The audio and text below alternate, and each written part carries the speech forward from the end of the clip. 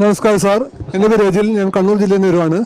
അപ്പം ഞാൻ ചോദിക്കുന്നത് വെച്ച് കഴിഞ്ഞാൽ, നമ്മളിന്ന് തുല്യത എന്നൊക്കെ പറയുകയാണെങ്കിൽ ഏത് സംസ്ഥാനങ്ങളോ കേന്ദ്രമോ ആയിക്കോട്ടെ, രാഷ്ട്രീയമൊന്നും പറയല്ല, നമ്മൾ അധികാര സ്ഥാനങ്ങളിൽ ഇപ്പോൾ ആൾക്കാർ ഏതെങ്കിലും ആൾ ഒരു അഴിമതി കാണിച്ചു കഴിഞ്ഞാൽ അത് ഏതെങ്കിലും ഒരു പാർട്ടിയുടെ പിന്തുണ ഉണ്ടെങ്കിൽ അന്വേഷണം സ്ലോ ആയിട്ട് പോവുകയാണ്, അത് ഇല്ലാതായി പോകുന്നുണ്ട്. അപ്പം ഇതുകൊണ്ടല്ലേ അഴിമതികൾ വീണ്ടും ആവർത്തിച്ചുകൊണ്ടിരിക്കുന്നത്. നമ്മൾ ശക്തമായ നടപടികൾ പ്രസംഗിക്കുമെങ്കിലും ഏതെങ്കിലും ഒരു രാഷ്ട്രീയ പാർട്ടിയുടെ പിന്തുണ ഉണ്ടെങ്കിൽ ആ അഴിമതിയിൽ അന്വേഷണമൊന്നും ഉണ്ടാവുന്നില്ല.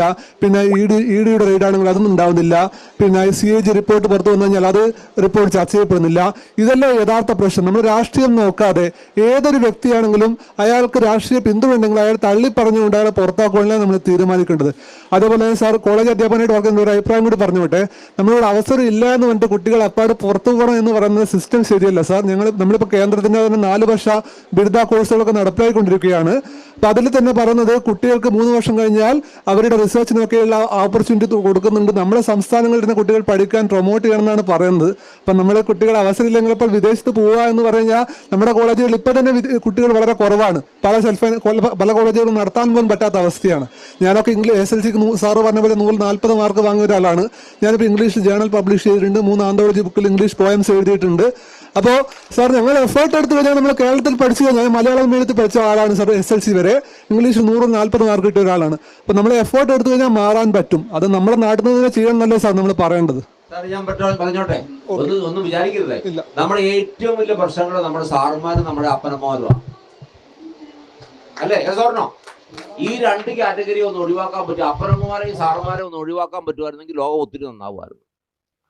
Absolutely, I'm telling you, the biggest enemy of a child is a parent telling the child, you become a doctor, you become an engineer. എന്തുകൊണ്ടാ? ഏറ്റവും കൂടുതൽ പൈസ ഉണ്ടാക്കുന്ന ATMകളായി നമ്മൾ വീട്ടിൽ മാറണം, അല്ലേ? Children are to be ATM. Sorry, that is not the intention. ഞാൻ പല യൂണിവേഴ്സിറ്റി സിൻഡിക്കേറ്റിലുണ്ടായിരുന്നു. സാറേ, ഇത് യൂണിവേഴ്സിറ്റിയിലാണ് പഠിപ്പിക്കുന്നത്, ഏതാ? കാലിക്കറ്റ്. ഞാൻ ഉന്നത വിദ്യാഭ്യാസ സെക്രട്ടറി ആയിരിക്കും പല യൂണിവേഴ്സിറ്റിയുടെ സിൻഡിക്കേറ്റിലുണ്ടായിരുന്നു. നമ്മുടെ സാറന്മാർ പഠിക്കുമോ സാറേ? U tell me. നമ്മുടെ സാറന്മാർ ആഗോള ചിന്ത എവിടെ കൊണ്ടുവന്നിട്ടുണ്ട്? U tell me. ഞാനൊരു ഇക്കണോമിക്സ് പഠിക്കുന്ന ആളാണ്. നമ്മുടെ സാറന്മാർ ഇന്നും പഠിപ്പിക്കുന്ന ഇക്കണോമിക്സ് 50 വർഷത്തെ സാമൂഹ്യന്റെ ടെക്സ്റ്റ് ബുക്കാണ് പഠിപ്പിക്കുന്നത്. നമ്മുടെ സാറന്മാർ പഠിക്കുമോ? യൂണിയൻ പ്രവർത്തനവും അതിനപ്പുറത്ത് രാഷ്ട്രീയമല്ലാതെ നമ്മുടെ സാറന്മാർ എന്താ ചെയ്യുന്നത്? U tell me. I am sorry.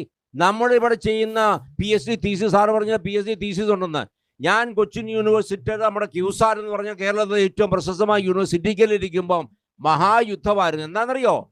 Item number 50 മുതൽ 100 വരെ ഐറ്റം വരുമ്പോൾ വൈസ് ചാൻസലർ പറയും സ്കിപ്പ് ഫാസ്റ്റ്. ഞാൻ പറഞ്ഞു, നിൽക്കുക, ഇതെന്താ ഇത്? എന്നാണെന്നറിയോ? PhD തീസിസാ. PhD തീസിസ് സിൻഡിക്കേറ്റിൻ്റെ അപ്രൂവൽ വേണം, പക്ഷെ സിൻഡിക്കേറ്റ് നോക്കരുത്. ഞാൻ പറഞ്ഞു, ഇതെങ്ങനെയാ? ഇല്ല, അത് അക്കാഡമിക് കൗൺസിലിൽ അപ്രൂവ് ചെയ്താ. ഞാൻ പറഞ്ഞു, പിന്നെ എന്തിനാ ഈ കുന്ത ഇവിടെ കൊണ്ടുവരുന്നത്? എൻ്റെ മുമ്പിൽ കൊണ്ടുവരണ്ട. ഞാൻ പറഞ്ഞു, ഓരോന്നും എടുത്തിട്ട് ഈ സാധനം കോപ്പി ചെയ്തതാണോ എന്ന് മിക്കവാറും 90% കോപ്പി ചെയ്താണ്, കട്ട് ആൻഡ് പേസ്റ്റ് ആണ്.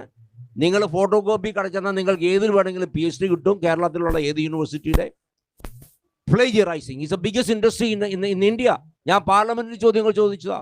സാറേ, നമ്മുടെ ഇവിടുത്തെ കേരളത്തിലെ PhD കൊണ്ട്, ഒരൊറ്റ PhD കൊണ്ട് കേരളത്തിൽ ജനതയ്ക്ക് എന്തെങ്കിലും ഗുണമുണ്ടായിട്ട് സാറിന് പറയാൻ പറ്റുമോ? U tell me. ഞാൻ അവിടെ പറഞ്ഞു, ഇവിടുത്തെ PhD തീസിസ് ആണെങ്കിൽ ഒന്നെങ്കിൽ മനുഷ്യൻ്റെ അറിവിൻ്റെ ആ ഹൊറൈസൺ അങ്ങോട്ട് ഇൻക്രീസ് ചെയ്യണം.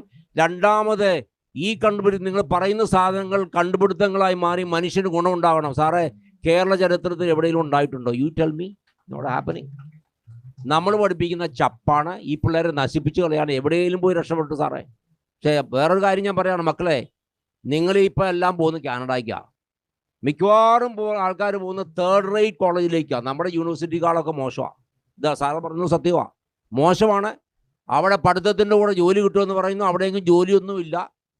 ഇപ്പോൾ ട്രൂഡോ നിങ്ങളെ എപ്പോൾ കടലിലേക്ക് എടുത്തെറിയുമെന്ന് പറഞ്ഞാൽ മതി. Okay, please just don't go like that. Go to only good universities. I allowed my children. I said, എൻ്റെ മക്കളോട് പറഞ്ഞു, ഞാൻ പൈസ തരികയില്ല, നിങ്ങൾ അഡ്മിഷൻ മേടിച്ചു, പക്ഷേ നല്ല യൂണിവേഴ്സിറ്റി ആണെങ്കിൽ ഞാൻ നിങ്ങളെ അനുവദിക്കുള്ളൂ.